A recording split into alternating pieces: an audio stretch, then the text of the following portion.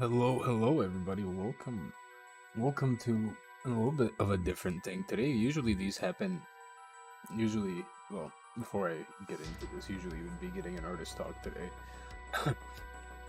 but I'm still in the process of figuring that out. And usually, when big events happen in the space, I like to do a little video on them or a little stream on them, and so I thought might as well do it today.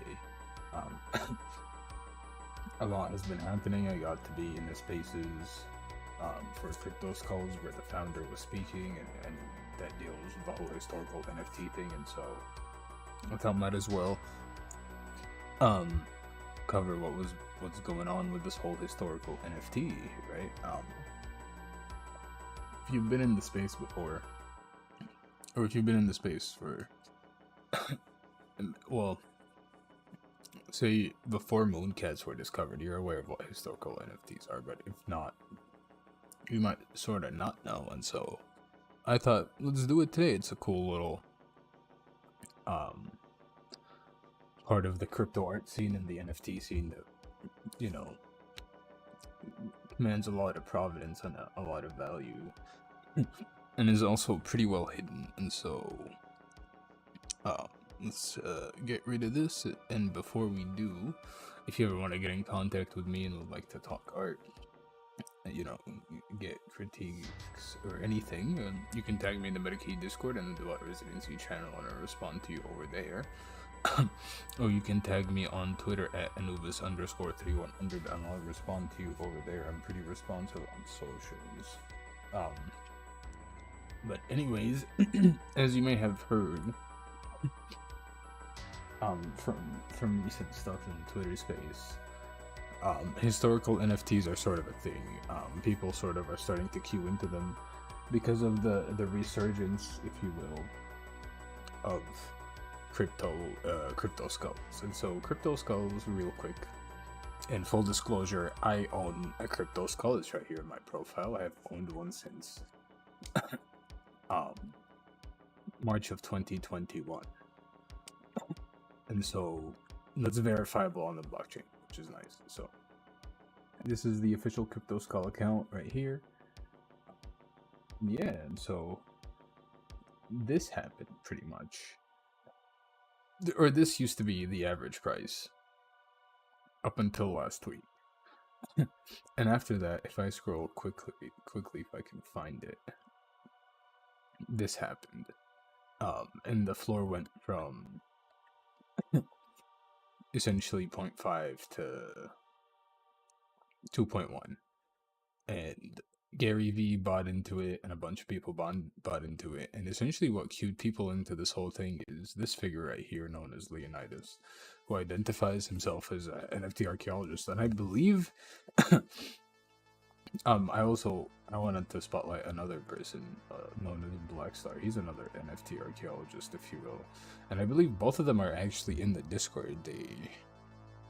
They were in a group voice chat in a voice channel like 6 months ago with everybody. I remember back when Axie Infinity started to pump, I believe, or maybe Blackstar was. And so both of these dudes, essentially all their whole thing is historical NFTs. And I recommend you check out the NFT Relics Discord. Actually, it's pretty fun. In it, and if you can see here, you can go down here and they have links to pretty much sort of every historical project going up till 2019, and crypto skulls included have been added. And so I think we might be using that today, actually. And so, shout out Blackstar, Agent M and Swooty, and a bunch of people from the Meta crew are already in the Discord. And so a week ago, Leonidas realized that crypto skulls were essentially minted around here. As you can see, this is the old diagram. Or if you've been keeping up with this whole historical NFT thing, you've seen this sort of thing, but you've seen this version of it make the rounds. sort of crypto skulls is you can't see because of the what you call it, the backdrop, but there's a bit of a whole jig to the backdrop here. But anyways, towards the end of May around here, let me just move this backdrop down a little bit actually. Towards the end of May around here, that's where Crypto Skulls gathered. And so the moment Crypto Skulls started to pump in, and Gary V bought into it and everything, and the man himself like spent 100 ETH, which is crazy. So I mean, it's really fucking crazy that the man himself spent. Whoa, what the hell? I'm trying to make it a little bit good for this stream here. There we go. As you can see, there's a little bit of an edge, but we'll take care of it anyways. I gotta design a better layout for the normal streams, but anyways, so this is essentially the thread that hasn't been updated, and he has essentially everything at the a little tweet with the links and like price at the time of the tweet that will lead you directly to everything. And I think Crypto Skulls might have been added, I'm not too sure. Not there is more. There's a shit ton more. Oh, we're still haven't hit, but so there is this, and so I thought might as well go through it, go on OpenSea and check out some of these historical NFTs and look at their sort of provenance. And if you're wondering like what's sort of below here, nothing, it's just white in this little area here. But yeah, so this is, we have the updated picture right here. I guess I'll read. Well, it's a pretty long thread, so I won't get into it, but it's sort of a thread that makes a historical case for NFTs, and I really don't want to like read into it because I don't want to fully like start, you know, be like, hey, this is Crypto Skulls, so we're just gonna focus on this timeline. And so essentially around the 30th of July, around the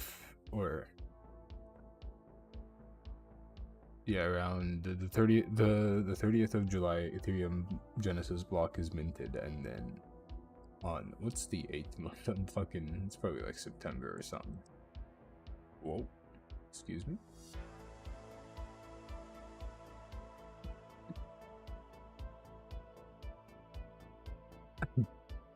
Well, it's not gonna tell me, but well, on the 7th of the 8th month in 2015, Terra Nautilus is sort of the first NFT to be ever minted, and then you have Etheria in October of 2015. August, it's right here. I'm blind, bruv. I'm actually blind. So in August, in 2015, Terra Nautilus is the first NFT to ever be minted, and then Etheria is the second. Etheria 1.2 right after, both in October of 2015. And then nothing else in November and December of 2015. And then from January to August, nothing else NFT wise sort of gets done on the Ethereum blockchain. And then we get Etherization, which I don't fully know what that is. And then in November we get Pixel Map, which I heard is actually sort of like one dude, and it's pictures sort of stored on chain in a little map in pixel form. It's actually pretty cool. We'll get to stare at that in a little bit. And so right after that, in December, we have Million Ether homepage. It's like cabbages. I don't fully know what that is. Thank you, Taskbar. So you can see 2016 is pretty uneventful. Then 2017, My Blockchain Corner and ENS both come out in April. Hero cards come out in May, which had an upsurge in like later, like earlier this early 2021 or mid 2021. There is a V1 of CryptoPunks. I didn't know this. So V1 of CryptoPunks and CryptoPunks both get launched in June of 2016. So they're not the first NFT. If you didn't know, the whole idea that CryptoPunks were the first NFT ever has been officially disproven completely. But yeah, and then in July, right after, you got Initial Pixel offering, which I think might be a video game, Ethereum Pixels, and then in August, Mooncat launches. But we'll get into some points about why these historical NFTs like matter. I will actually get to talk about Mooncats. 1000 Ether found page, which I don't know what that is. Digital Zones, Aikibe, all those three. So Mooncats and these two launch in August. And then nothing in September. And then in October, we get the Data platform, which is a pretty nice, like, sort of all drawing. You draw something and somebody responds to it right next to it. Drawing on in browser. It's very nice. And then Lunar Token, which I think allows you to own a piece of the moon, or an NFT part of the moon, launches. And then in November, we get 4 projects, which are CryptoCats, CryptoKitties, and EtherOG. Oh, and Numberboard. Wow, 4 cat projects launched in the same year. That's hilarious. And then a 5th one right after. It's actually pretty hilarious. 4 cats. CryptoCats Reborn, what the hell? And so in December we get Way Cards, Ether Rock, Realms of Ether. Both of these have been fully rediscovered. I think the floor for this is actually like 2 point something ETH. Genesis Rocks, CryptoBots, and CryptoCats Reborn. And also Ethermon, which I think still is a key. You get like ads for it in Decentraland, but all 7 of these launched in December. That's fucking wild. 2017. Yeah. And then in 2018, that you can see starts to pick up a little bit. And then if it was a grant for 2020 and 2021, it would be fucking insane. But for January, we get Crypto Titties, Crypto Cards. Decentraland officially launches in 2018. If you've seen us exploring Decentraland, apparently, according to some of the oldest people who picked up a plot in Decentraland, you couldn't do that until like maybe early 2020, which is crazy. But yeah, 2 years in full development, something like that.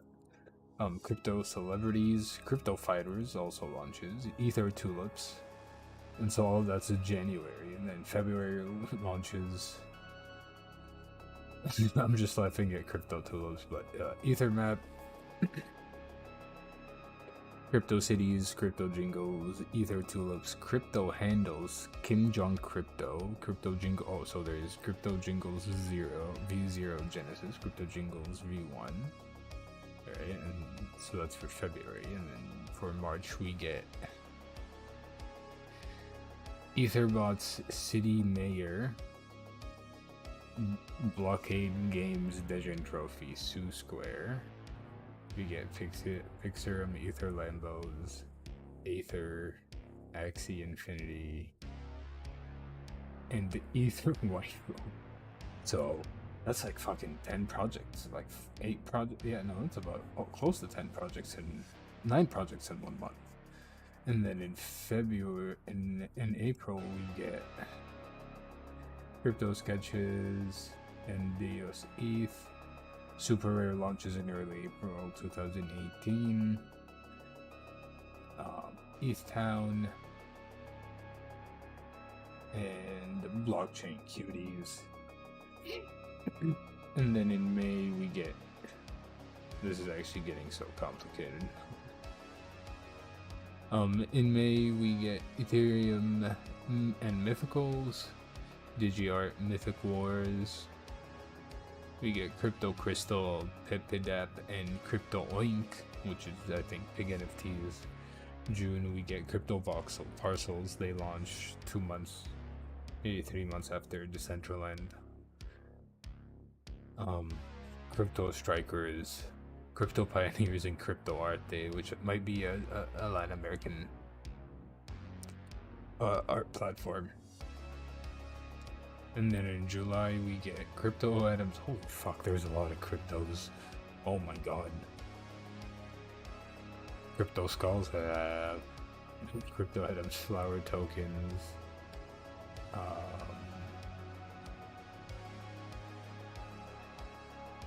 Yeah, that's in July. And then we get.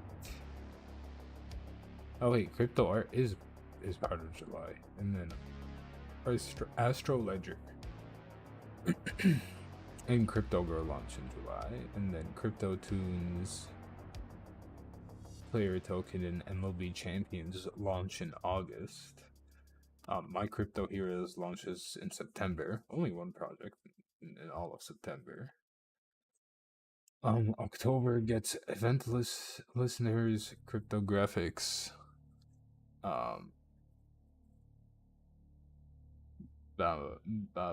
Bamara or Babamara ORC, Bitponies, and Monex Mix. November gets Crypto Motors and Dragonerium. The December gets PixelCon, Radicards, Gods Unchained. I didn't know they were from 2018. Goddamn, and Crypto Mibs. We're getting there. In January 2019, nothing gets launched, or probably we might find something. Who knows?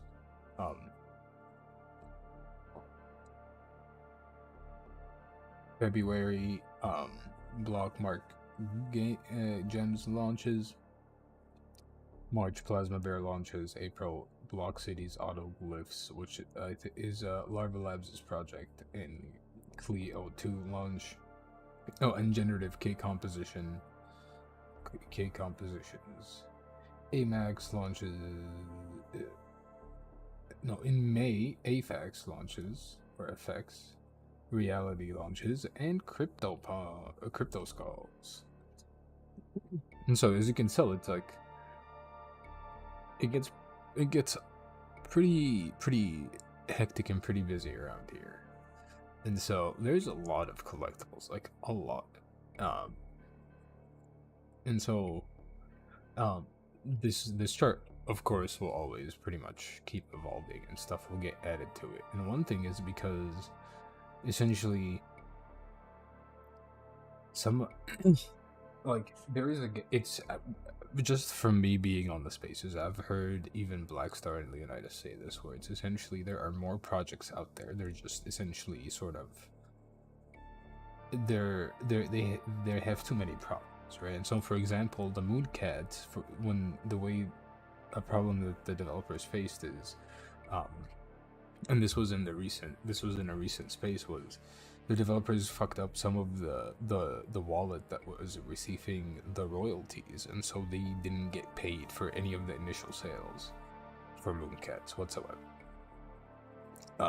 Until recently, until somebody broke the code and rescued them and all of that jazz. But before that, there was like this weird problem where the developers were not getting money because of an error, and so they had to like split and stuff. And so a lot of projects might face problems like this, where it's like code's broken, the contract you can't really interact with it anymore, the tech is too old, the developer literally owns everything because it didn't sell out, and the developer has abandoned the wallet, the developer has forgotten the wallet, all manners of problems, right? For example, like for Crypto Skulls, one of the worries that people had about them was like, the developer has about 2k skulls in his wallet.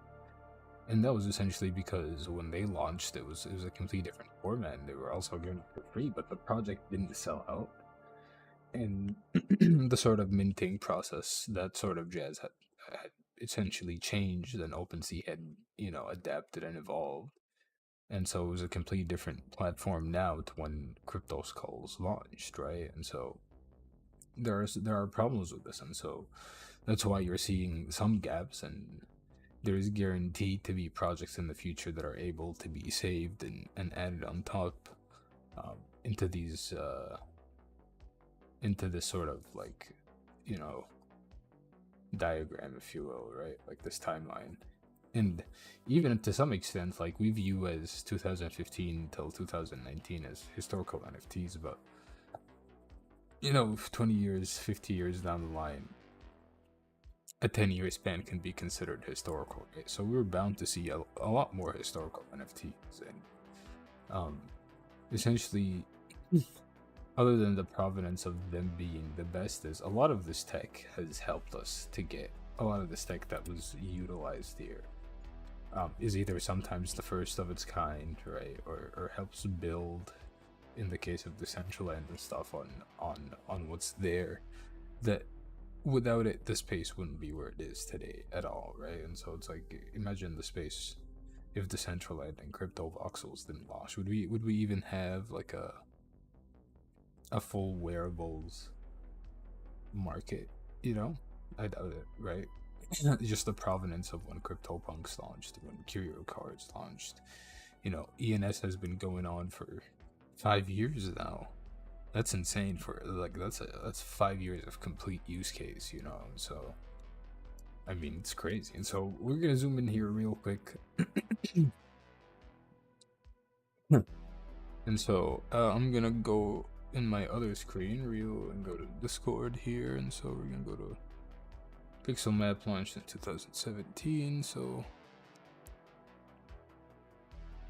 Pixel Map, do they not have it? I'm blind. That's 2016. I am blind. So Pixel Map, there it is. So this is the marketplace, and this is the website, right? And so essentially, for example, I think what you can, you just click on it. So this is the whole map in pixels. I think this is the artist art from 2016 by Kenner198 or 88. That's his Twitter account. Oh,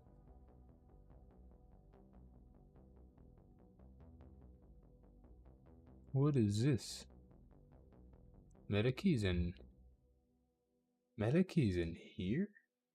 Yo, where?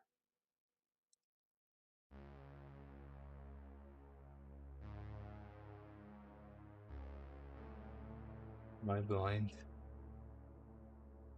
Maybe the image has been changed, but yo, Metakey. Shout out Metakey right here. We got Metakey, Mooncat. Oh, maybe just water the evolution of the map, I guess, something like that. Who knows? Yeah, but that's pretty cool. It's a little nifty little thing. But so this is one of the very first projects, and then you click on it here, for example, and Pixel Map number 3400. That's owned by Leonidas. I know where that is just because of this call, right? And the bigger your map, like the more tiles you own, the more pictures you can display, for example. I think it actually pixelates the image for you, and I'm pretty sure these are fully on-chain, which is crazy.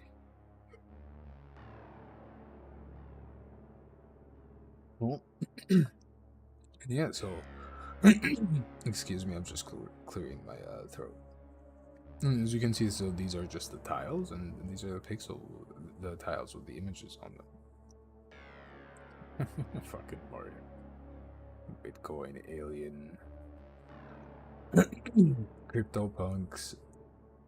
Yeah, and so I think that's actually a cool project. It had some resurgence.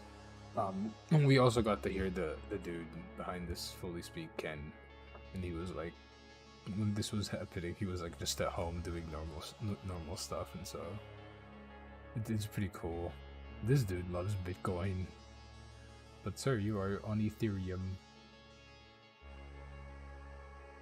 Football. Thanks.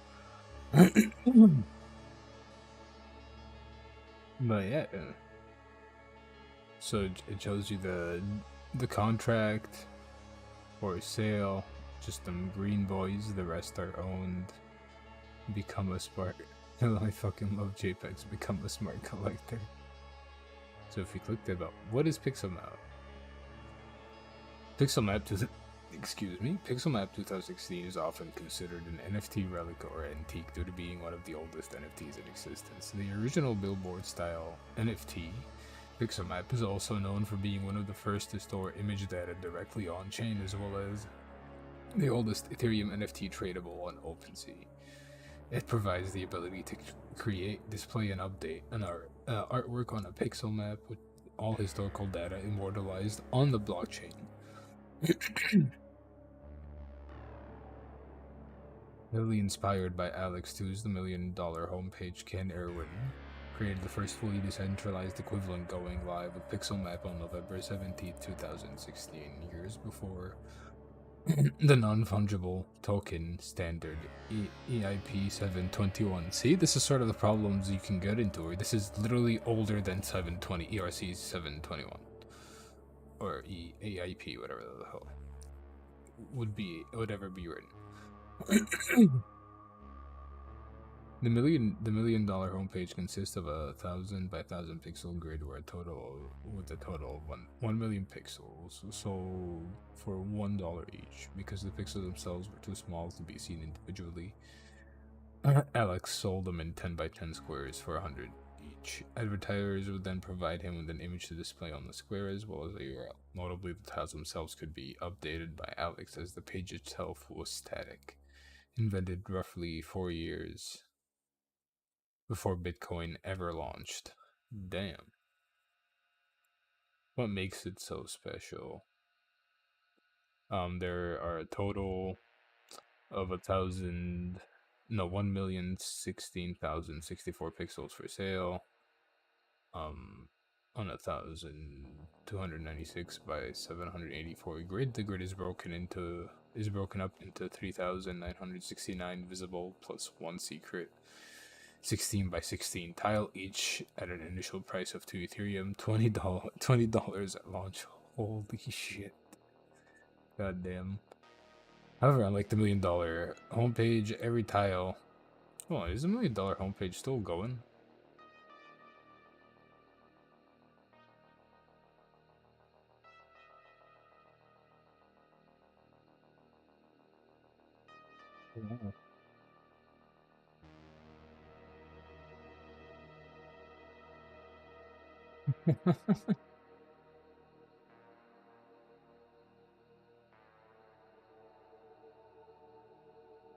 Quality CD and DVD.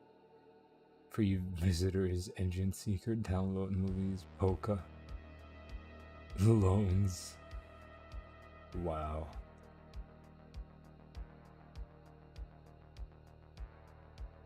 Is the welcome? I can now follow them. Co-founder and co-CEO of Com. What the fuck?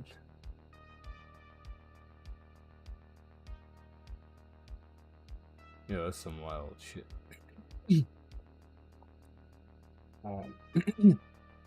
The contract. Well, so I was just different. Every tile is controlled by a contract on the Ethereum blockchain, lending to the following benefits. Each tile is truly owned by the entity who purchases it. Yep. The contract is designed so that if a tile owner wants to update the image, change the relevant points to resell the tile, they can. Yeah, if Pixel Map IO itself were ever to get down the data, the owner of the URLs of every single pixel remain on the blockchain.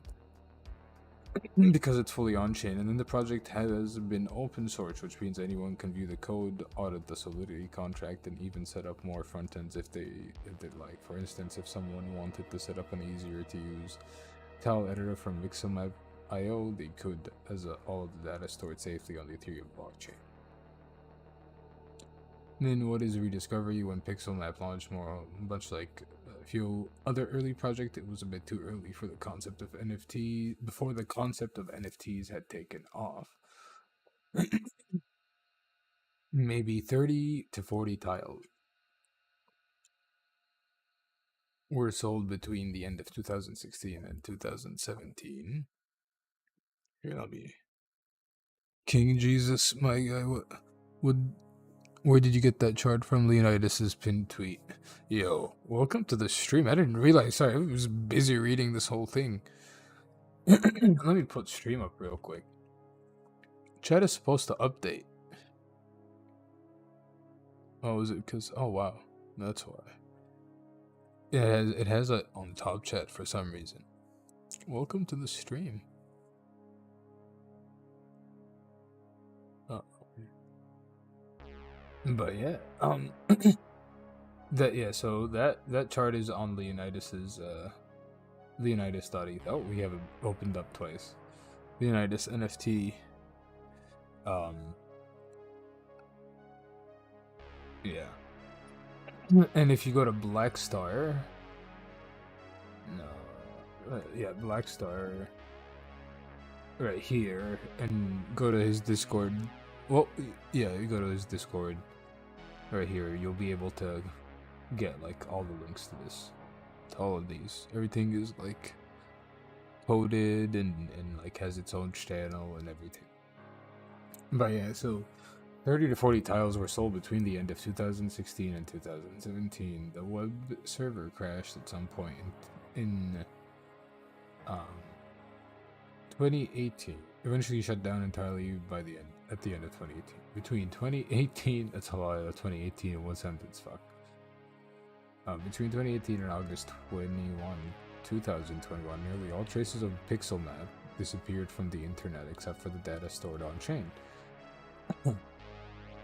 On August 22nd of 2021, well, I didn't mean for that to happen, but that's another person that you should follow. You love the Pixarum concept? Hell yeah. It's pretty cool. This is another person that you should check out, Adam McBride. But yeah, he, an NFT archaeologist, as he best described, reached out to myself, asking if I had created Pixel Map. That was the beginning of the rediscovery, leading to a massive amount of attention in a few hours, no sleep for 50 plus hours, an ERC 720 run wrapper to make Pixel Mapper easier to use, and a revival of the website. More information about the rediscovery can be discovered on Adam's blog. Well, that's that's all that he's just detailing. All contracts. So this just says be aware of any unwrapped contracts, and you should be. Just because you don't know what the hell's gonna happen to them when they fully enter the chain. Or they fully, like, when you fully start interacting. I was like, when they fully enter the chain. When you start interacting with them. So that's Pixel Map. And then Zero. Is that my blind? Zero right there. Alright. 2018. Let's check that out. Where's the Discord?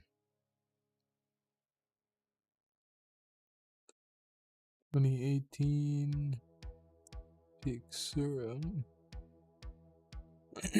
So this is the new website, and this is the marketplace. Let's just do it. So number of pixels 10,000. About Pixarum V2. What is this? Pixarum V2A, a front end for the ERC 721 wrap token for the original Pixarum. What can you do?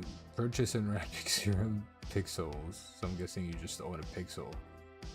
ERC 721 compliant NFTs. Holders can change the color of pixels. Holders can set any message to pixels they own. Okay. Install MetaMask, click on pixel you want. More details. That's how you interact with there. And then wrapper details. But oh, I see punk. That's false. Message, no message. Not for sale. Current price. Mini canvas. So they're just like 1 pixel by 1 pixel. So that's sort of the same concept, I think, but it just does it sort of allow for people to like collaboratively like make color, like, you know, like this is a collaborative effort, or is this one person that owns all of these? You know, because there's this whole jumbled mess right here. This is updates. August 2017, build a concept.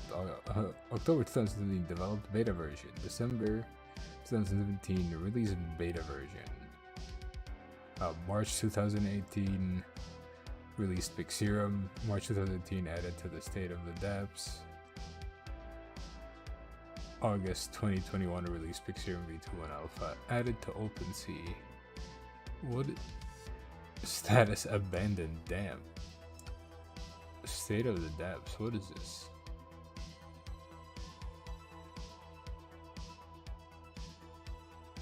So I'm guessing you just like check different dApps, and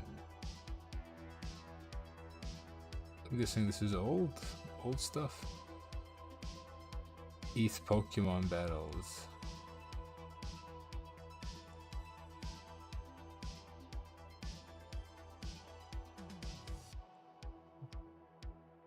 There's some wild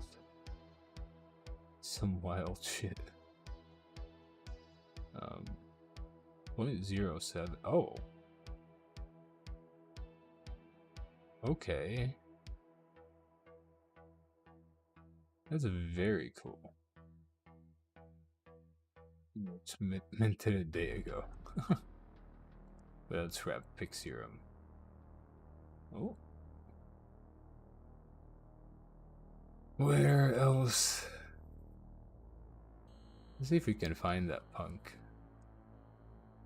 Oh, that's part of the Alien Invader. It's as you can see, this is a sort of an affordable NFT. I personally wouldn't. I wouldn't fully personally. Well, I mean, this looks cool. I imagine if you can change every pixel like that, that would be cool. Because then his isn't for sale. Ah, okay. But if you could change every color like that, that would be cool. But this is from 2018, fully released, and then rewrapped and brought back to life sort of in 2021. It's pretty cool actually to see projects with that sort of history come back. And it gives you sort of hope also for art, you know, wondering how the DAO wondering to have a DAO of collaborative art. Oh, okay, I see.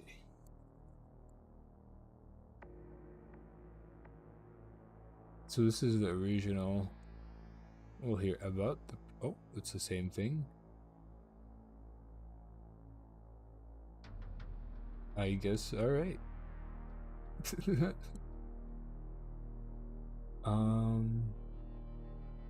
What did I want to check?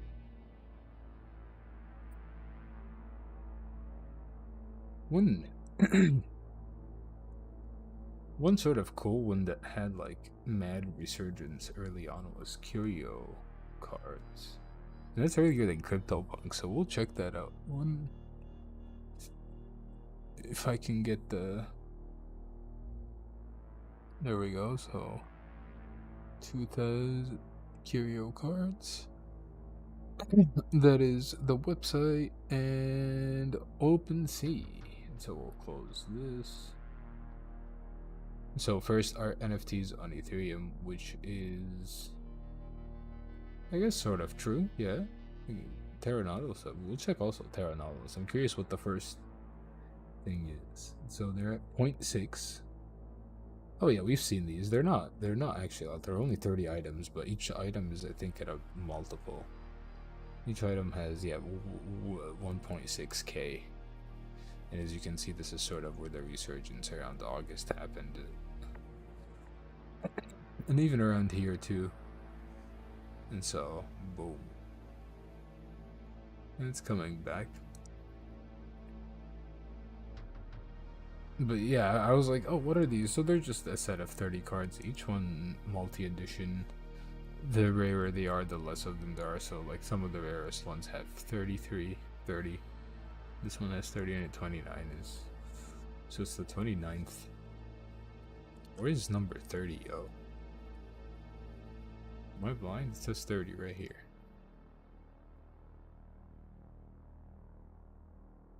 Let me see. Oh, there we go. Huh. 419 in total. Why is that? That doesn't make any sense. Shouldn't that be sort of... Well, it makes sense based on the amount there is, but I was like, hey, if it's the last one. Oh, well. Well, what happened? Collection, there we go. So I think that... I don't know if the developer is still around. Oh, they are. Joined in 2017, and they're retweeting.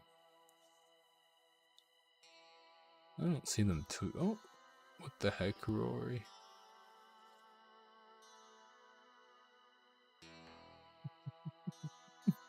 Oh yeah, I remember. What the heck, Rory? That was in response to when, for those who are curious, Xcopy,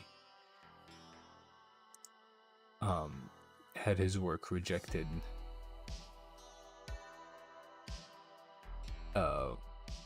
His work got rejected. Could you imagine that?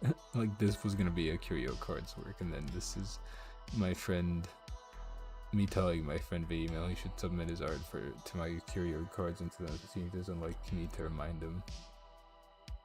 Hi, Rory. Could be huge. Should have listened, Rory. What the heck, Rory? You'll always have moments like that, but it is what it is. So they're actively tweeting, and this sort of... So I'm guessing this is user-submitted art. The first 10 cards exist as a collection and tell a story that has since been forgotten unless you can track it down. If you can track it down. Artist URL, Pneep. Is it all? It's not all the same artist, is it? I'll just, it doesn't show you percentages.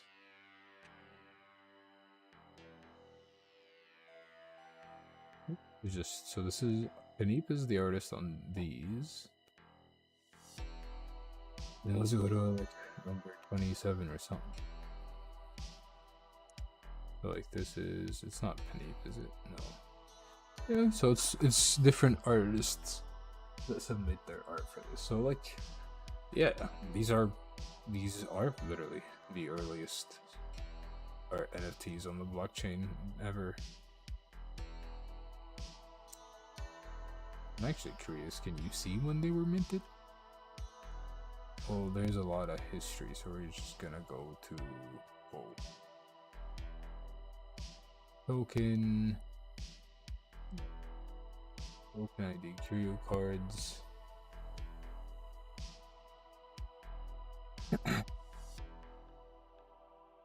Oh, okay, that's when the wrapper started. Almost a year ago. Okay. That makes sense, it's called the wrapper. They don't... Because about the project, here we go. Let's read it. Overview and history. And so Curio Cards is the first art NFT project on Ethereum, launched as an online gallery art show on May 9th, 2017. Curio used the distributed network Ethereum to create a new model for creation and ownership of digital artwork. The model allows digital artists to create unique pieces of rare collectible art and get directly paid for their work, and interact with collectors in an entirely new way. Today, this has become an entire field of digital art, probably known as NFTs. Well, okay, there is some horn tooting here, but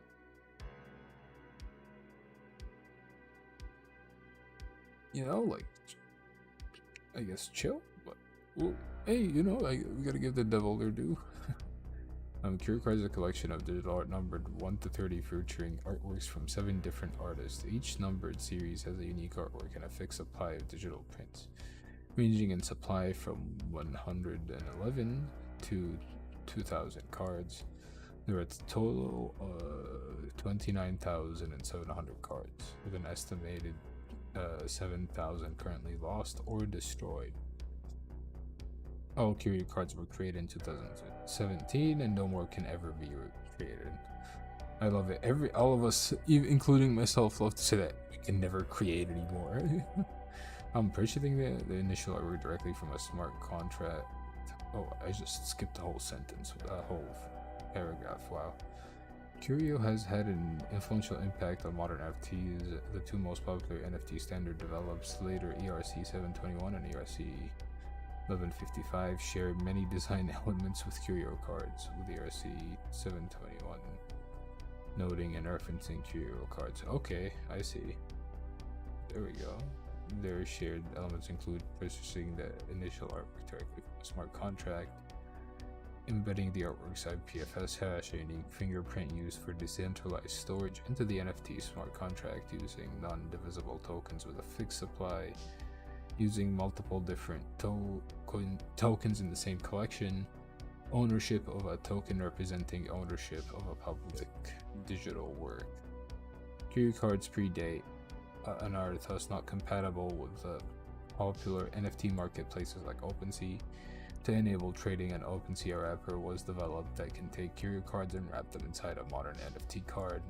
This allows original Curio cards to be traded by a whole new generation of NFT collectors. So as you can see, there's a lot of problems where even if if there are any sort of project that predate OpenSea launching, it's done. You need to actually sort of like fix it and like create a wrapper for it, because it's just like the tech, like ERC 721. Like, right, this was written, Curio cards was created before ERC 721 was ever created. Right, like ERC 721, as they note here, referenced their token. So that's one of the problems, or that's sort of one of the big problems with these historical NFTs, is like some of them legit you cannot bring back. They're unfunction. They can't function no more. You know, and then I want to go check out Terra Nautilus because that sounds cool, but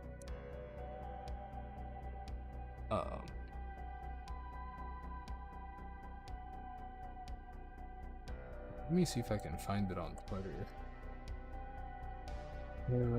Nautilus, not Nautilus. Oh, what's this?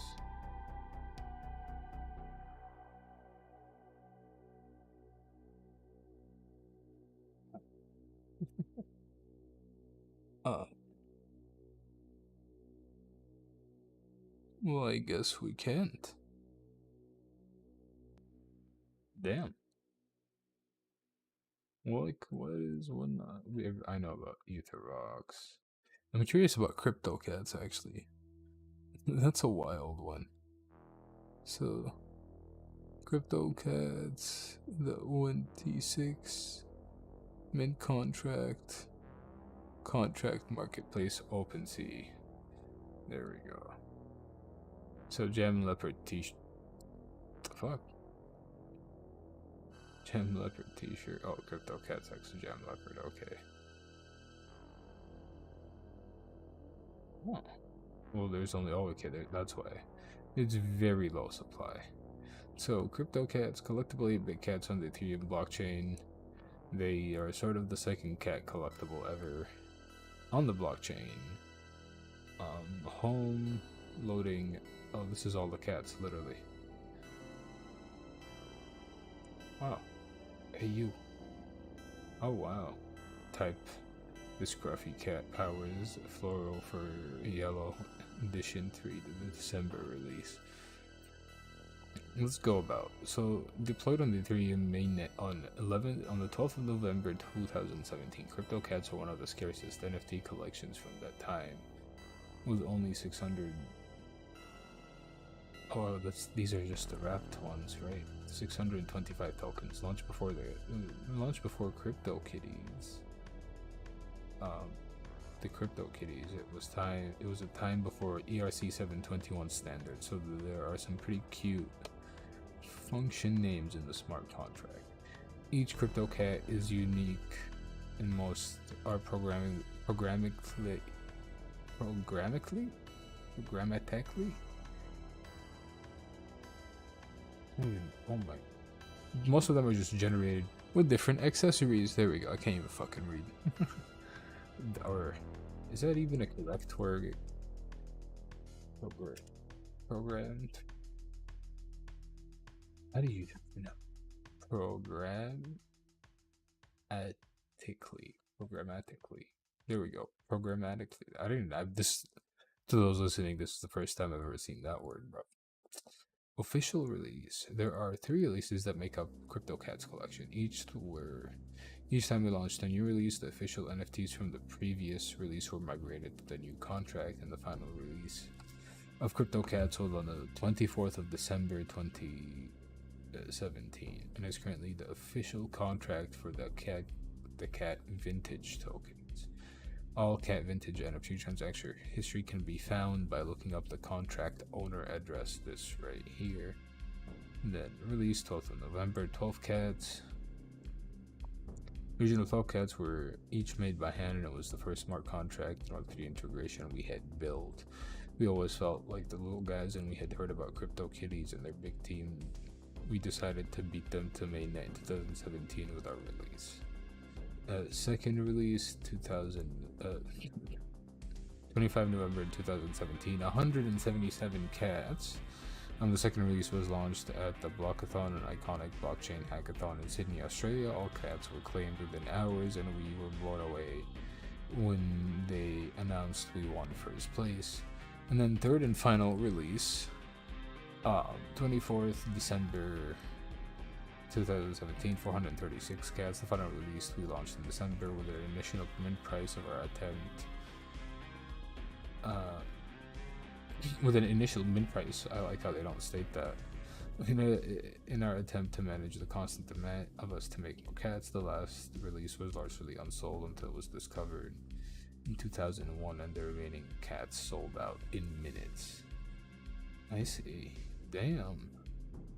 Until more than 3 years later, in 2021, the CryptoCats were rediscovered and have an amazing CryptoCat community. We created the wrapper contract that turns your vintage CryptoCat into the ERC 721 wrapped CryptoCat WeCat token. This makes it compatible with the modern world of ERC 721 NFTs. And this is the wrapper, and as you can see, out of 625, only 294 have been fully migrated onto OpenSea. So half the supply is actually sort of viewable.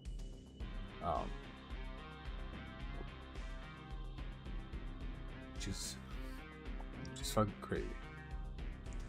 Like lower supply than Mooncats. The hell are CryptoKitties like there? Oh, CryptoKitties, these boys.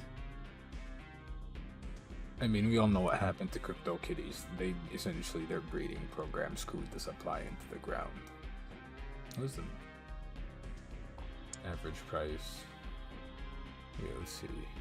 All time. March 2021. 8. Wow. The average price was 10. Holy cow. Sales.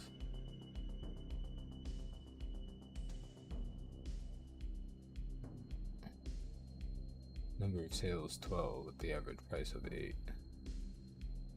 So when sales happen, they can happen pretty consistently at pretty good prices. Damn. Yeah, this is. I didn't realize that all like these collectibles existed way that back, right? And again, the same sort of thing keeps popping up before ERC 721 standard, right? That's a big thing for all these old projects. Like, how do you know, the ERC 721 standard and all that jazz? But yeah, I hope you guys enjoyed today's stream. I certainly did. This was, as said before, usually we get the artist talk on Thursdays. I'm still in the process of setting that up and like getting that fully finished and everything. And so I was like, there's been this weird sort of interest, like, well, not weird, insane interest in the cryptos and the historical NFTs lately, just because of what happened in crypto skulls. And so, um, usually when something like that happens, I like to cover it just because everybody's like, what the hell's going on? FUD gets thrown around from both sides, and yeah. And so we did it when Hicketnunk went down, and so we're doing it again today, and then hopefully as like cooler events happen in the space, we'll do them more. But yeah, hopefully you guys enjoyed today's stream. I certainly did. If you want to get in contact with me, you can tag me in the Metakey Discord, and I'll respond to you over there. And tag me in the Duat Residency channel. And if you'd like to get in contact with me over on socials, you can tag me at Anubis_3100, and I'll respond to you over there. Thank you guys for coming to the stream. I apologize for not paying attention early enough. I realized my YouTube live stream, for those who don't know, YouTube has sort of two chats, top chat and like recent chat, I guess. And I don't know why I have top chat. I don't like, people aren't allowed to like give me money or anything through YouTube. But when top chat is up there, I don't see normal chat. So I was like, chat looked just empty to me until I switched to the normal chat and I looked back to OBS. So, but yeah, thank you guys for coming. I hope you enjoyed this, and I will see you tomorrow in tomorrow's stream.